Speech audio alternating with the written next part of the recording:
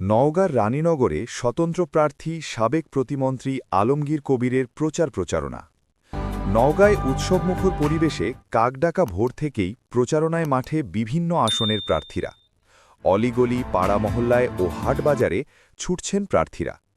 আজ সকাল থেকেই নেতাকর্মীদের নিয়ে নওগাঁ ৬ আসনের স্বতন্ত্র প্রার্থী সাবেক প্রতিমন্ত্রী আলমগীর কবির রানীনগর উপজেলার বিভিন্ন এলাকায় গণসংযোগ, ভোটারদের সাথে কুশল বিনিময় করেন। এ সময় ভোটারদের কাছে এলাকার উন্নয়ন ও পরিবর্তনের নানা প্রতিশ্রুতি দিয়ে নিজ নিজ প্রতীক মোটরসাইকেল মার্কায় ভোট চান।